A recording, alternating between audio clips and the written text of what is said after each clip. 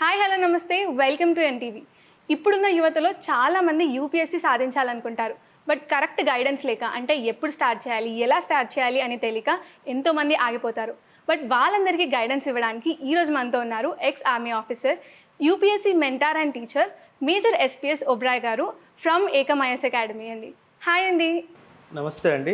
I'm very good, thank you very much. So 11 years ఆర్మీలో సేవ చేసి 2015లో you have retired and students, ఎంతోమంది స్టూడెంట్స్కి యూపీఎస్సీకి సంబంధించి వేరే గవర్నమెంట్ ఎగ్జామ్కి సంబంధించి ట్రైనింగ్ అందిస్తున్నారు. How was the journey so far? Journey చాలా బాగుందండి.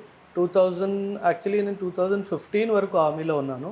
కాకపోతే యూపీఎస్సీ స్టూడెంట్స్కి గైడ్ చేయడం 2012 నుంచే స్టార్ట్ అయింది. ఓకే. సో గత 11-12 ఇయర్స్ నుంచి చాలామంది సక్సెస్ఫుల్గా యూపీఎస్సీ స్టూడెంట్స్ని IAS, IPS, IFS, forest service officers కానీ, సెంట్రల్ ఆర్మ్ పోలీస్ ఫోర్సెస్లో కానీ చాలామందిని సక్సెస్ఫుల్గా గైడ్ చేశాము. Long journey, still long way to go. ఇంకా చాలా నాకు ఒక ఆశ ఏంటంటే మన తెలుగు రాష్ట్రాలకు సంబంధించి స్టూడెంట్కి ఆల్ ఇండియా ఫస్ట్ ర్యాంక్ తీసుకురావాలి. Very great. And I'm hoping అది తొందరలో జరగాలి అని. జరుగుతుంది.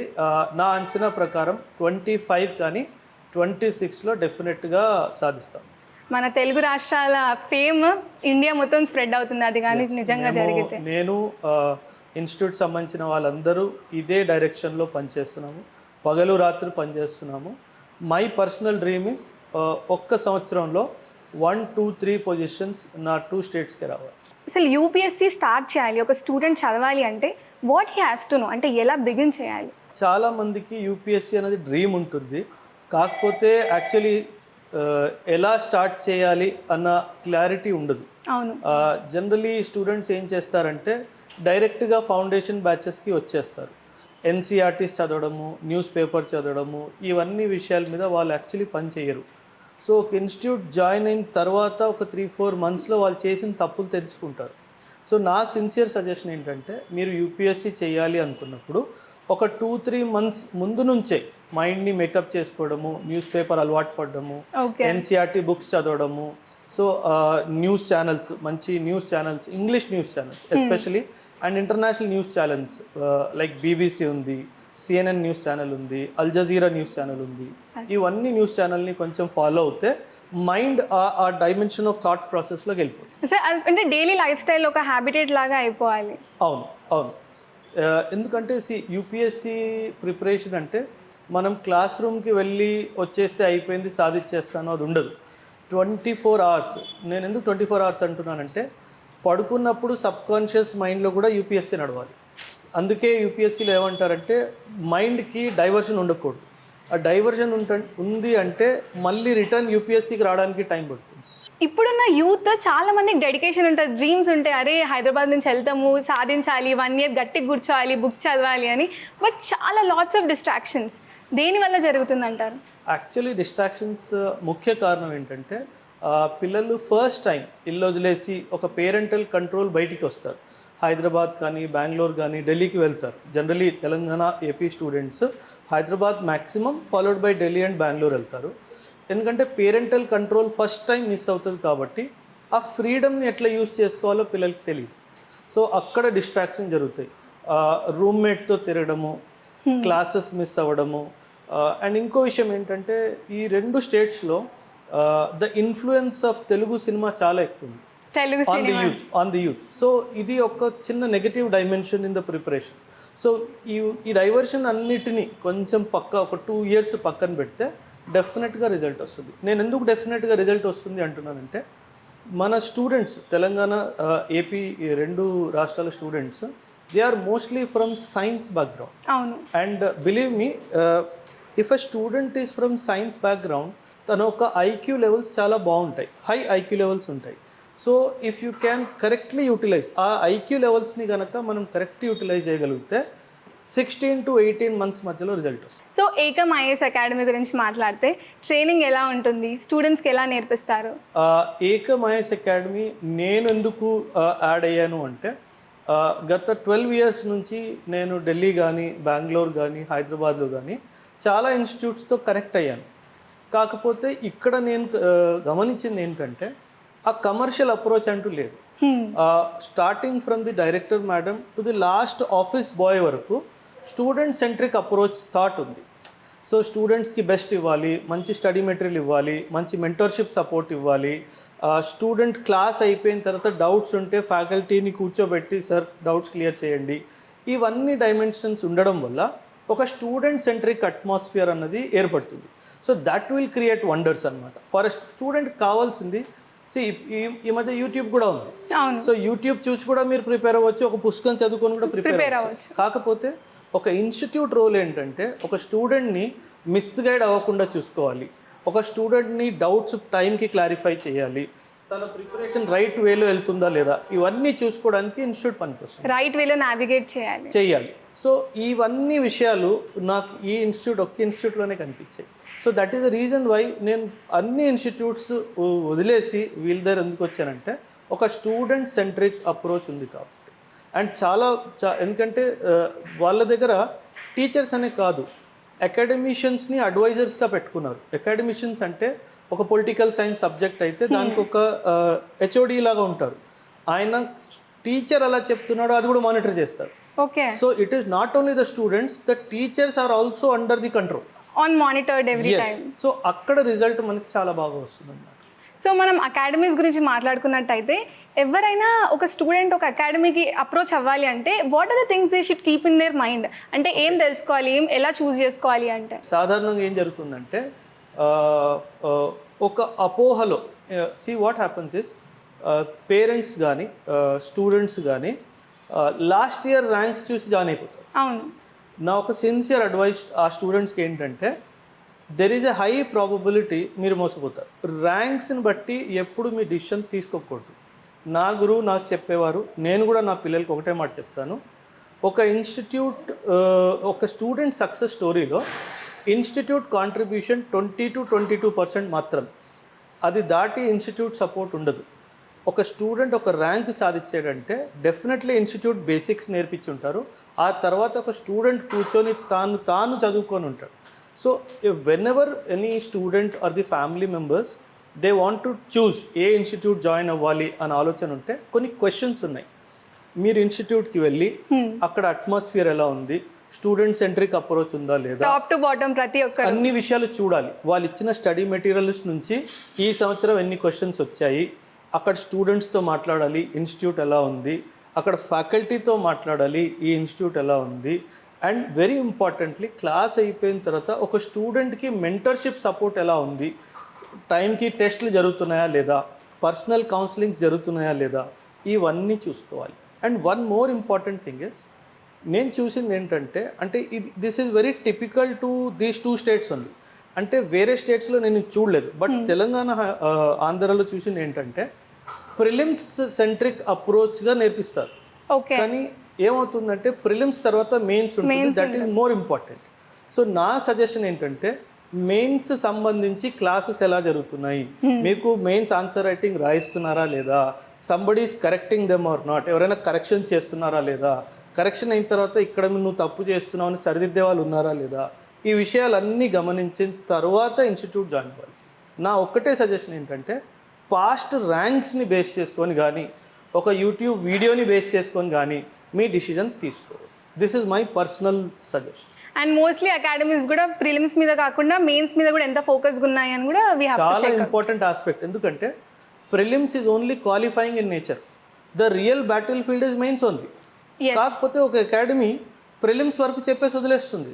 ప్రిలిమ్స్ పాస్ అయిపోయిన తర్వాత you ask any successful student, if you ask that student prelims తర్వాత మీకు ఎవరు హెల్ప్ చేయడానికి వచ్చారంటే he will always say it has been my own lonely battle, నేను ఒక్కడనే పోరాడాను అని చెప్తాడు అయినా సరే. ఎందుకంటే ఇన్స్టిట్యూట్స్ ఈ డైమెన్షన్లో అప్రోచ్ చేయవు. సో ఇది మనం విషయం చాలా గుర్తుపెట్టుకోవాలి. ఒక ఇన్స్టిట్యూట్లో మెయిన్ సెంట్రిక్ సపోర్ట్ ఉందా లేదా, ఇంటర్వ్యూ సెంట్రిక్ సపోర్ట్ ఉందా లేదా. ఈ ఇన్స్టిట్యూట్లో ఏకమాయస్ అకాడమీ అని మీరు అడిగారు కదా, ఫస్ట్ డే నుంచి నేను గమనించింది ఏంటంటే చదువు ఒకటే కాదు, స్టూడెంట్ పర్సనాలిటీ మీద కూడా పనిచేస్తారు. So personality development is also crucial. Excellent. Why? Because మీరు అర్థం చేసుకోవాల్సింది ఏంటంటే ఇది ఒక ఐటీ జాబ్ కాదు, this is a job. Actually, it is not a job, it is a service. Exactly. When you become an IAS officer or an IPS officer, initial 2-3 years training tarvata, you hold a very important appointment. So మీకు power ఇస్తే మీరు ఎలా ప్రవర్తిస్తారన్నది చాలా important. So ఆ పర్సనాలిటీలోనే over a period of time they are bringing the change in the స్టూడెంట్లో ఒక ఒక ఒక స్టూడెంట్ నుంచి ఒక లీడర్ అప్రోచ్ ఎలా రావాలి అన్న విషయం మీద వీళ్ళు చాలా బాగా పనిచేస్తున్నారు. సో నేను చూస్తున్నాను స్వయంగా లాస్ట్ 1 year నుంచి నేను వీళ్ళతో అసోసియేట్ అయి ఉన్నాను. ఒక ఒక ఊరు నుంచి వచ్చిన అబ్బాయి ఒక్క ఇంగ్లీష్ ముక్క కూడా రాదు, స్టేజ్ మీద నిల్చొని 1 గంట క్లాస్ తీసుకున్నాడు మధ్యలో ఆగకుండా. So this is how they have transformed people. So ఒక విలేజ్ బ్యాక్గ్రౌండ్ నుంచి వచ్చి ఒక తెలుగు మీడియం బ్యాక్గ్రౌండ్ నుంచి వచ్చి ఇంగ్లీష్లో క్లాస్ తీసుకున్నాడు. నేను క్వశ్చన్స్ అడిగాను, కౌంటర్ క్వశ్చన్స్ అడిగినా సరే భయపడకుండా చెప్పాడు. అంటే ఐ ఆల్సో ఫెల్ట్, నాకు ఇప్పుడు కూడా గూస్ బంప్స్ వస్తున్నాయి రిమెంబరింగ్ దట్ మూమెంట్. ఆ మూమెంట్ ఎందుకంటే ఒక అబ్బాయి ఎవరైతే ఇలా పట్టుకొని నిల్చున్నాడో వాడు సడన్గా మాట్లాడడం చూసి నేను కూడా ఆశ్చర్యపోయాను, అచ్చా ఇంత బాగా పనిచేస్తుంది వీళ్ళ స్ట్రాటజీ అని చెప్పి. So that is the real success for us. So అక్కడ మేము చాలా హ్యాపీ ఫీల్ అయ్యాం అది. అండ్ ఇప్పుడు యూపీఎస్సీలో మనం చూసుకున్నట్టయితే చాలా కన్ఫ్యూజన్ ఆప్షనల్ విషయంలో వస్తుంది. సో ఆప్షనల్ గురించి ఎలా చూస్ చేసుకోవాలంటారు? ఆప్షనల్ ఒక థంబ్ రూల్ ఉంది. థంబ్ రూల్ ఏంటంటే 5 questions you have to ask to your self before choosing an option, any student for that matter. First question is, ఈ ఆప్షనల్ పర్ఫార్మెన్స్ ఎలా ఉంది, అంటే ఈ ఆప్షనల్ తీసుకున్న పిల్లలు ఎలా ర్యాంకులు వస్తున్నాయి అదొక విషయం. యూపీఎస్సీ ప్రతి సంవత్సరం పార్లమెంట్కి ఒక రిపోర్ట్ సబ్మిట్ చేస్తుంది. మేము గత 1 yearలో ఇన్ని ఎగ్జామ్స్ కండక్ట్ చేసాము, మొత్తం డీటెయిల్డ్ వివరాలు ఉంటాయి. ఆ డాక్యుమెంట్ కనుక మనం చూస్తే దాంట్లో మనకు అర్థమైపోతుంది ఎంత పర్సంటేజ్ మంది స్టూడెంట్స్ ఏ ఆప్షనల్ తీసుకుంటే సక్సెస్ అయ్యారు అన్న విషయం తెలుస్తుంది. సో అదొక కోణం. 5 కోణాలు చెప్పాను. రెండోది ఫ్యాకల్టీ బాగున్నారా లేదా, చాలా ఇంపార్టెంట్ ఆప్షనల్కి. రెండోది ఆ ఆప్షనల్ సంబంధించి స్టడీ మెటీరియల్ ఎక్కడ బాగుందా లేదా, అది మూడో విషయం. నాలుగో విషయం ఏంటంటే ఇది వెరీ ఇంపార్టెంట్, ఈ ఆప్షనల్ మన జనరల్ స్టడీస్ సబ్జెక్ట్స్కి హెల్ప్ చేస్తుందా లేదా. Okay. And 5th last but not lost, interest. ఒక స్టూడెంట్కి ఆ సబ్జెక్ట్లో ఇంట్రెస్ట్ ఉందా లేదా అన్న విషయం కూడా చాలా చాలా ఇంపార్టెంట్. ఈ 4 ఉన్నప్పటికీ ఇంట్రెస్ట్ లేకపోతే క్వాలిటీ రాదు. ఎగ్జాక్ట్లీ. సో అబ్బాయి కానీ అమ్మాయి కానీ చదవడం మానేస్తారు. సో వెరీ ఇంపార్టెంట్ ఏంటంటే ఆ స్టూడెంట్కి దాని మీద ఇంట్రెస్ట్ కూడా ఉండాలి. సో ఎవరైనా సరే ఆప్షనల్ చూస్ చేసుకునే ముందు ఈ 5 questionsకి ఆన్సర్ వెతుక్కోవాలి, అప్పుడే ఆప్షన్ చూస్ చేసుకోవాలి. సో బట్ వెరీ అంటే analytical 5 thumb rule is really important అండి, that you mentioned. yes and ఈ మెటీరియల్స్ విషయానికి వస్తే చాలా మంది అంటారు ఎన్సీఈఆర్టీ సరిపోతుంది అంటారు, అందులో ఎంత నిజం ఉందంటారు? ఎన్సీఆర్టీ సరిపోతుంది అన్న విషయం నిజం కాదు, కానీ ఎన్సీఆర్టీ చాలా ఇంపార్టెంట్. ఎన్సీఆర్టీస్ ఎందుకంటే మీరు ఒకటి విషయం గుర్తుపెట్టుకోవాల్సింది ఏంటంటే ఇవి గవర్నమెంట్ బుక్స్, అంటే దాంట్లో ఏది రాస్తుందో దానికి ఎదిరిచ్చే హక్కు ఎవరికి లేదు. అవును. So it is basically giving authenticity to what you are studying. So government రాసిన బుక్ అండర్ అకాడమిషియన్ సూపర్విజన్లో రాస్తారు కాబట్టి ఏ సక్సెస్ఫుల్ స్టూడెంట్ అయినా మీరు అడిగితే కనుక దే ఆల్ విల్ టెల్ మా ఫౌండేషన్ ఎన్సీఆర్టీ బేస్ మీదే వచ్చింది అని చెప్తారు. So NCERTs is a must. కాకపోతే ఎన్సీఆర్టీ ఒక్కటే సరిపోదు.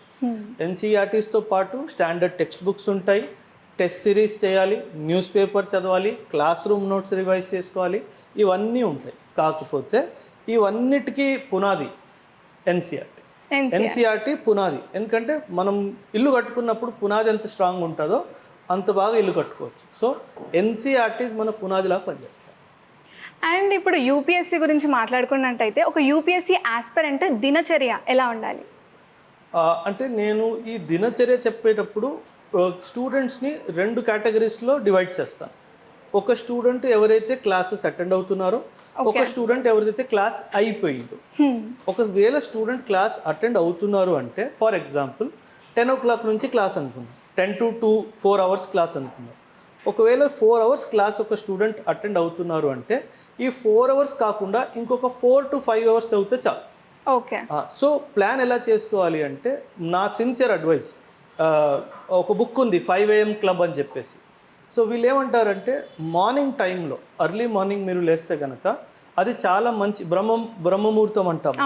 సో బికాస్ బాడీ రెస్ట్ తీసుకున్న తర్వాత మీరు ఫ్రెష్గా పొద్దున్నే లేస్తారు కాబట్టి డిఫికల్ట్ కాన్సెప్ట్స్ అండర్స్టాండ్ చేసుకోవడానికి ఇది best time. So mind capability activation కూడా ఎక్కువ ఉంటుంది. ఎగ్జాక్ట్లీ. సో బాడీ కూడా రెస్ట్ తీసుకొని ఉంది, మైండ్ కూడా ఫ్రెష్ ఉంటుంది కాబట్టి మార్నింగ్ ఒక 2 అవర్స్ మినిమం 6 to 8 అయినా సరే ఒక 2 అవర్స్ డెఫినెట్గా కూర్చోవాలి. 10 to 2 క్లాస్ అయిపోయిన తర్వాత ఒక హాఫ్ అన్ అవర్ కానీ 1 అవర్ కానీ 2 to 3 మీరు రెస్ట్ చేసినట్లయితే 3 to 6 ఒక 3 అవర్స్, మళ్ళీ ఒక గంట రెస్ట్ తీసుకొని 7 to 9 ఇట్లా ఒక 5 to 6 hours other than class చేస్తే చాలు. అంటే జనరలీ నేను విన్నది ఏంటంటే యూపీఎస్సీ ఆస్పిరెంట్స్, సక్సెస్ఫుల్ ఆస్పిరెంట్స్ చెప్తారు మేము 16 గంటలు చదివాము, 18 గంటలు చదివాము అన్నది. అదంతా అబద్ధం. ఎందుకంటే ఆబ్వియస్లీ మనం కూడా బీటెక్ చేసినప్పుడు, గ్రాడ్యుయేషన్ చేసినప్పుడు ఎగ్జామ్స్ దగ్గర వస్తే మనం కూడా చదువుతాం, అందులో పెద్ద గ్రేట్నెస్ ఏం లేదు. సో యూపీఎస్సీ కూడా అంతే, ఎగ్జామ్స్ దగ్గర పడుతున్నాయంటే మీరు చదువుతారు, నేను చదువుతాను, అందరు చదవాల్సిందే. అంతేగాని సంవత్సరం పాటు 2 years 18 hours రోజు చదివే అన్నది నిజం కాదు. సో అది అవ్వకూడదు. రెండో విద్యార్థి ఎవరిదైతే క్లాసెస్ అయిపోయాయో వాళ్ళు ఎక్కువ టైం ఇవ్వాలి.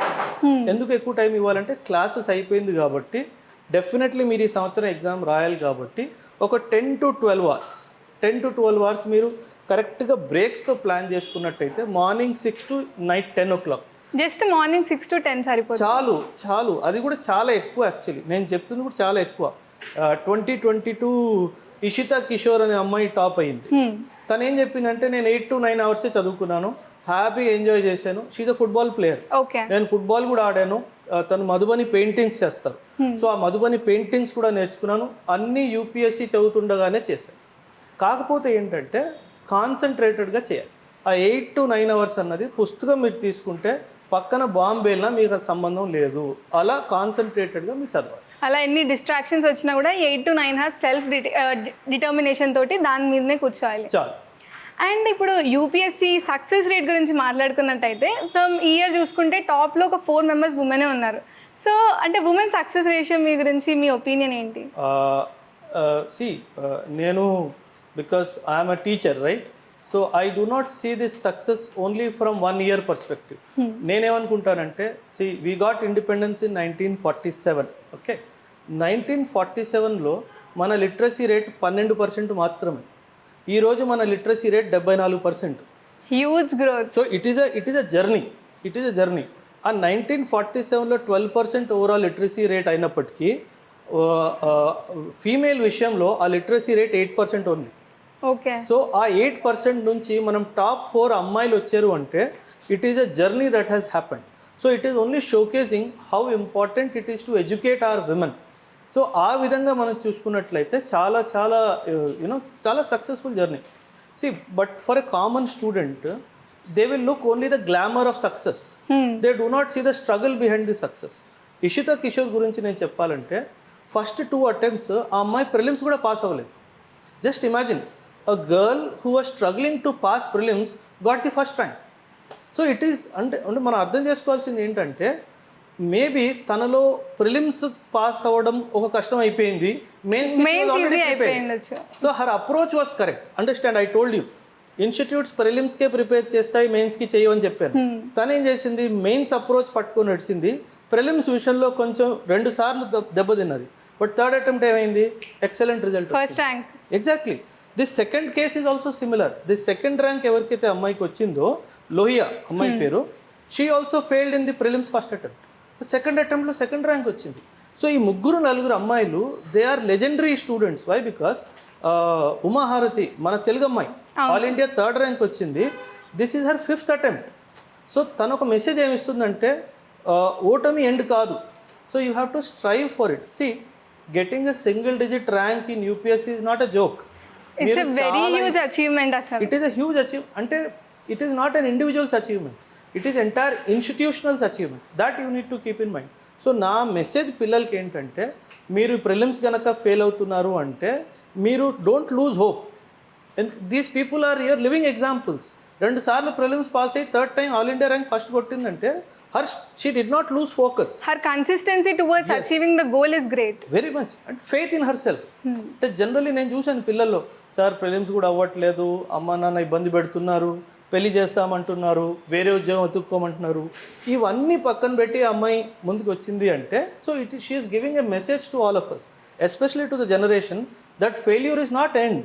Failure could be a lesson. True. So that's how you have to understand and mostly ఇప్పుడు యూపీఎస్సీ ఆస్పిరెంట్స్ చూసుకున్నట్టయితే ఏం తప్పులు చేస్తున్నారు అంటే ప్రిపరేషన్లో కానీ గైడెన్స్లో కానీ?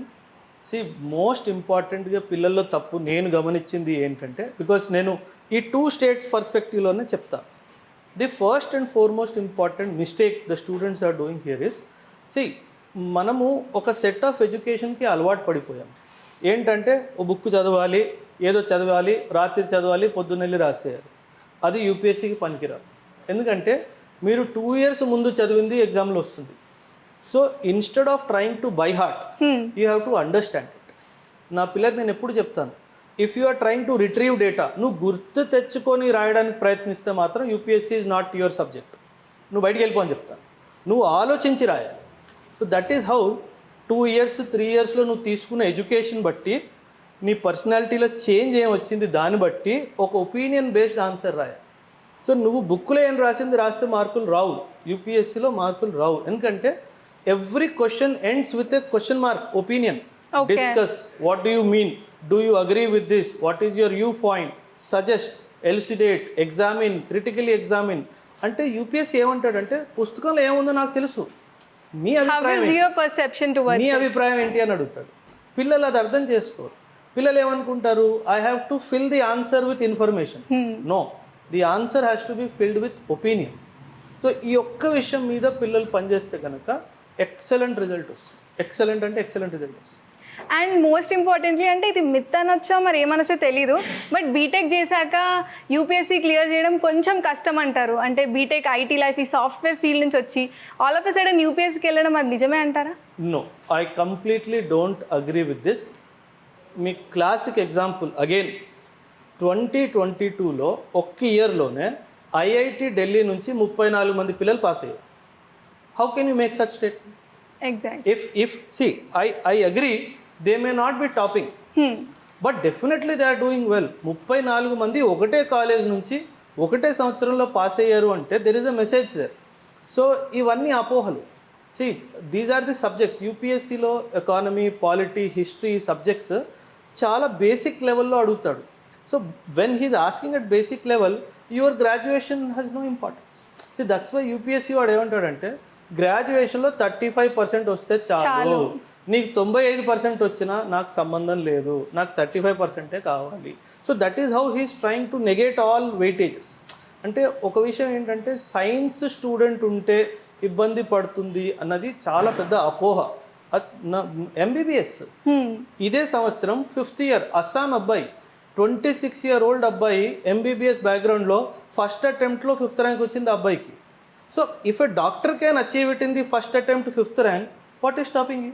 ఎగ్జాక్ట్లీ. మన ముందు అన్ని ఎగ్జాంపుల్స్ ఉన్నాయి, మనం చూసుకోలేకపోతున్నాం అవన్నీ. సో డూ నాట్, నేను అదే చెప్పాను, యూట్యూబ్ చూసి ఎవరినో మాట విని మీ డిసిజన్ తీసుకోవద్దు. బిలీవ్ ఇన్ యువర్ సెల్ఫ్, మీ మీద మీరు నమ్మకం పెట్టుకోండి, ఆటోమేటిక్ రిజల్ట్ వస్తుంది. అండ్ ఇప్పుడు యూపీఎస్సీ ఎగ్జామ్ రాసేటప్పుడు మన మెంటల్ సపోర్ట్ ఎంత ఇంపార్టెంటో, మనం ఇండివిజువల్గా ఎంత సపోర్ట్ ఇంపార్టెంటో, at the same time family కూడా. సో పేరెంట్స్ ఎలాంటి గైడెన్స్ ఇవ్వాలి? ఏమైనా మిస్టేక్స్ చేస్తున్నారా ఏంటి? పేరెంట్స్ కూడా యూపీఎస్సీ జర్నీలో చాలా తప్పులు చేస్తారు. నేను ఎందుకు ఈ స్టేట్మెంట్ ఇస్తున్నానంటే, మేబీ చాలామంది పేరెంట్స్ నాతో అగ్రీ కాకపోవచ్చు, బట్ పేరెంట్స్ కూడా తప్పులు చేస్తారు. ఒక స్టూడెంట్ మీద ప్రెషర్ అంటే పేరెంట్స్ ఆలోచన తీరు ఎలా ఉంటుందంటే, ఒక సంవత్సరం నుంచి చదువుతున్నావు కదా, నువ్వు ప్రిలిమ్స్ కూడా పాస్ అవ్వట్లేదు, తిరిగి వచ్చేయి అన్నట్టుగా మాట్లాడతారు. కాకపోతే బిలీవ్ మీ, ఒక 2 years పడుతుంది. సో పేరెంట్స్ కూడా పేషెన్స్గా ఉండాలి, చాలా ఇంపార్టెంట్, పేషెన్స్గా ఉండాలి. ఇంకొక చాలా పెద్ద తప్పు పేరెంట్స్ చేస్తారు మేడం, ఏంటంటే మన పిల్లల చదువుని అడ్వర్టైజ్ చేసుకుంటారు. అంటే రిలేటివ్స్లో చెప్పడము, ఊర్లో చెప్పుకోవడం, మావాడు ఐఏఎస్ ప్రిపేర్ అవుతున్నాడు. దానివల్ల ఏమవుతుందంటే తెలుసో తెలియక ఆ స్టూడెంట్ ఆ స్ట్రెస్ని తీసుకోవడం స్టార్ట్ చేస్తారు, సైకలాజికల్గా ప్రెషరైజ్డ్గా ఫీల్ అవుతారు చాలా చాలా. సో నా సజెషన్ ఏంటంటే, వెన్ ఎవర్ మీ అబ్బాయి కానీ అమ్మాయి కానీ యూపీఎస్సీ ప్రిపరేషన్కి ఢిల్లీ, హైదరాబాద్ ఎక్కడికి వెళ్ళినా సరే మీరు దీన్ని అడ్వర్టైజ్మెంట్ చేయొద్దు. ఎందుకు అంటే మీరు అడ్వర్టైజ్మెంట్ చేస్తే కనుక you are drawing negative energy towards him. ఎందుకంటే human being is selfish, believe nobody is happy with your child's success.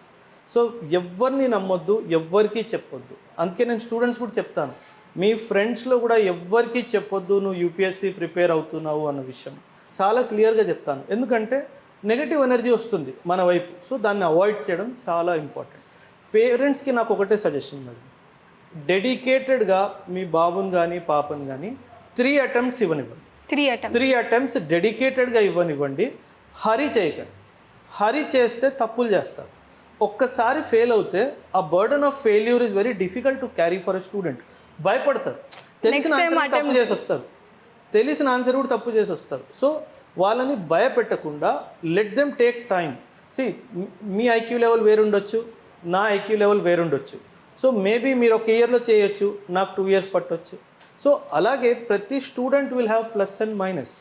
The parents should understand this and give them at least 3 attempts time peacefully without creating any pressure. ఇంకో suggestion to the parents ఏంటంటే, ఇంట్లో చాలా problems వస్తూ ఉంటాయి, అది సహజం. On a day to day basis problems వస్తాయి ఇంట్లో. మీ అబ్బాయి కానీ అమ్మాయి కానీ ఇల్లు వదిలేసి బయటికి వెళ్ళి చదువుకుంటున్నాడంటే ఆ డే టు డే ప్రాబ్లమ్స్ తనతో షేర్ చెయ్యొద్దు. ఎందుకంటే ఆ day to day problems subconscious మైండ్లో ఆ బాబుకి కానీ ఆ పాపకు కానీ తిరుగుతూ ఉంటాయి. That will stop that child from registering the data that he's trying to study. అదే గుర్తొస్తూ ఉంటుంది. వాళ్ళు ఎంత ట్రై చేసినా అదే రివైండ్ అవుతూ ఉంటుంది. సో చెయ్యొద్దు, ఆ తప్పు చెయ్యొద్దు. And lastly all the UPSC ఆస్పిరెంట్స్కి మీరు చెప్పాలనుకున్న సలహా ఏంటి?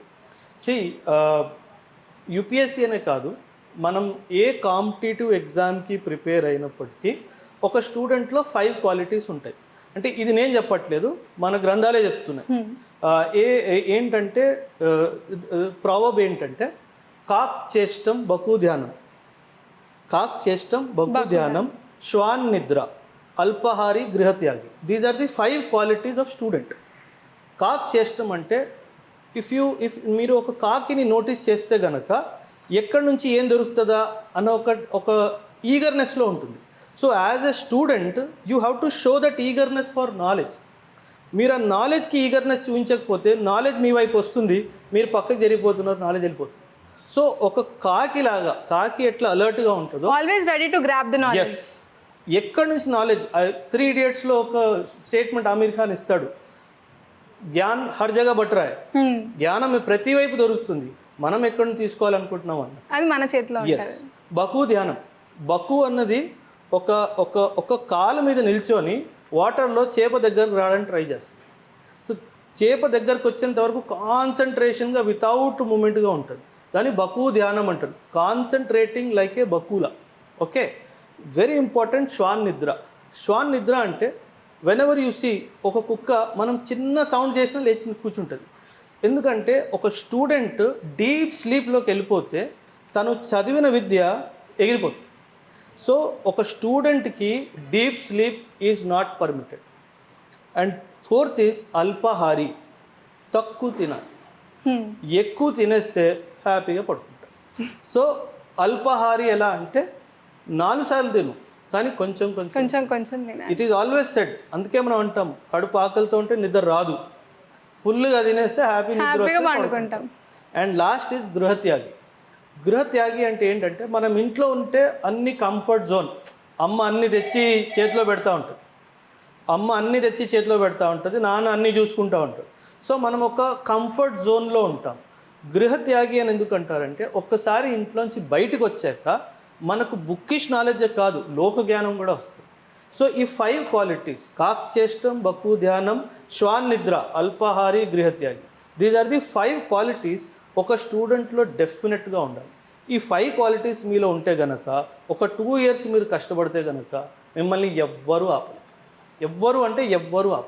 సో చూసారు కదా, యూపీఎస్సీకి సంబంధించి ఎలాంటి డౌట్స్ ఉన్నా, ఎలాంటి సపోర్ట్ కావాలన్నా, స్టడీస్ వైజ్గా కానీ, గైడెన్స్ విషయంలో కానీ ఈ ఏకం ఐఏఎస్ అకాడమీకి అప్రోచ్ అవ్వండి. Thank you.